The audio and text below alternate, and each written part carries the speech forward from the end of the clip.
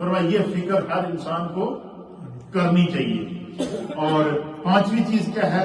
آپ فرماتے ہیں کہ یہ پتہ نہیں کہ اللہ تعالیٰ آدمی سے راضی ہے یا کہ ناراض ہے، یہ ہمیں اور اس کی مثال دیتے ہیں کہ ایک بات یاد رکھنا، جڑے خدا کا انکار کرنے اللہ تعالیٰ انہوں نے تھوڑے کو زیادہ رزق دیتا ہے۔ کفار پوری دنیا کے آپ کفار دیکھیں نا، بڑے بڑے خوشحال ہیں یا کہ نہیں ہیں؟ ان کو رزق ملتا ہے یا کہ نہیں ملتا؟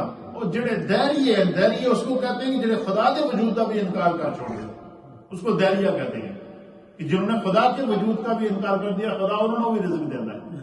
جڑے کافر ہیں خدا انہوں نے بھی رزق دیتا ہے، جڑے مومن ہیں اللہ انہوں نے بھی رزق دینا ہے، بلکہ رزق کے ساتھ ساتھ بسا اوقات ایسی آزمائشیں آ جاتی ہیں کہ انسان برتائی حیرت میں پڑ جاتا ہے، لیکن اس کا ایمان بڑا مستقیم ہوتا ہے۔ آپ فرماتے ہیں کہ جو ہے وہ پتہ نہیں کہ اللہ تعالیٰ مجھ سے راضی ہے یا ناراض۔ بس جس شخص کو عمر بھر یہ 5 فکریں لگی رہیں، حضرت خواجہ حسن بصری جس بندے نے 5 فکراں رہے کہ پہلی فکر کیا کہ جو ہے وہ گزشتہ مجھ سے جڑے گناہ ہو چکے ہیں اللہ مجھے معاف کر دے، میری جتنی توفیق ہے میں توبہ کروں گا، یہ فکر رہنی چاہیے۔ اور دوسری ہے کہ جو نیکیاں ہو گئی ہیں خدا ان کو سنبھال کے رکھے، اللہ ان کی حفاظت فرمائے۔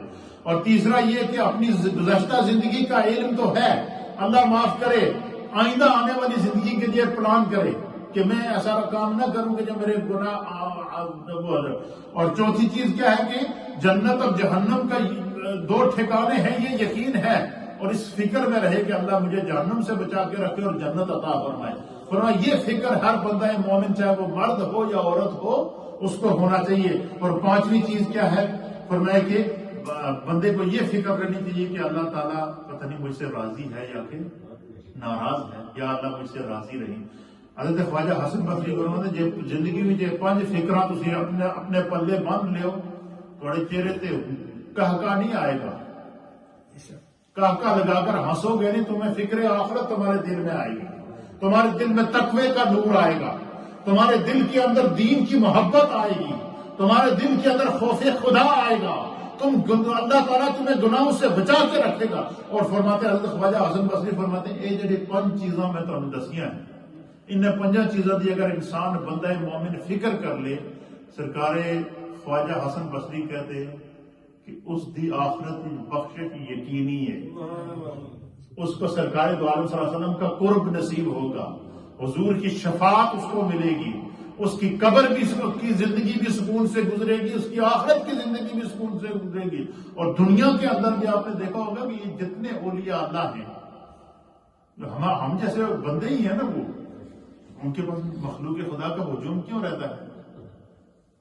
اس لیے کہ وہ انہوں نے یہ ساری چیزوں کی پابندی کی ہوتی ہے، تو فرماتا ہے کہ پھر اللہ تعالیٰ کے وہ دوست بن جاتے ہیں۔ اور پھر فرماتے ہیں کہ جسے دنیا میں 5 غم حاصل نہیں، اسے مرنے کے بعد 5 غموں کا سامنا ہوگا۔ خواجہ حسن بصری کیا کہتے ہیں کہ جسے دنیا میں 5 غم حاصل نہیں، اسے قیامت میں ان 5 غموں کو سامنا کرنا پڑے گا۔ اور ان میں سے پہلا کیا ہے؟ فرمایا اپنے چھوڑے ہوئے مال پر حسرت ہوگی جسے حلال اور حرام طریقوں سے کماتا تھا، اور اب پھر اپنے دشمنوں اور وارثوں کے اندر وہ چھوڑ آیا ہے۔ فرمایا انسان کو اس چیز کی قیامت والے دن حسرت ہوگی کہ کاش یہ جڑا مال میں پیچھے چھوڑ کے آیا ہوں، اور نہ میں نے اس کو حلال کے طریقے سے کمایا ہے، نہ ہی میں نے حلال اور حرام کی تمیز کی ہے، نہ ہی میں نے جائز اور ناجائز کی تمیز کی ہے، اے اللہ اب یہ مال میرے لیے وہ بن رہا۔ پھر بندہ فرمایا حسرت کرے گا۔ اور فرماتے ہیں دوسری چیز کیا ہے؟ فرمایا اعمال صالحہ میں جس شخص نے دنیا میں سستی کی ہے وہ قیامت والے دن پچھتائے گا، سوچے گا کہ کاش میں سستی نہ کرتا۔ حتیٰ کہ یہاں تک قرآن حکیم فرقان مجید میں بیان فرمایا کہ جب قیامت والے دن کفار، مشرکین، اہل ایمان کی جزا دیکھیں گے نا تو کہ یا لیتنی کنت ترابا، کاش کہ میں تو مٹی ہو جاتا اس زندگی کو۔ پھر اب دنیا کی عیش و عشرت، کاروبار، سب کچھ ادھر رہ جاتا ہے، اور نامہ اعمال میں تھوڑی سی نیکیاں بھی اگر ہوں گی تو آپ فرماتے ہیں کہ وہ انسان کے لیے جزائے کا جو ہے وہ بخشش کا سبب بنتی ہے۔ حضرت آخری بات حضرت عبداللہ ابن عمر رضی اللہ تعالیٰ عنہ نقل فرمایا کہ ایک دن حضور نبی اکرم صلی اللہ تعالیٰ علیہ وسلم مسجد نبوی شریف میں تشریف فرما تھے. صحابہ اکرام ہدایت کے ستارے میرے مصطفیٰ کریم صلی اللہ تعالیٰ علیہ وآلہ وسلم جب تشریف لائے تو صحابہ اکرام مسجد میں بیٹھے ہوئے تھے. تو بعض صحابہ اکرام جو ہے وہ مسجد کے باہر دروازے پہ کھڑے تھے. تو وہ باتیں کر کے آپس میں زور زور سے ہنس رہے تھے.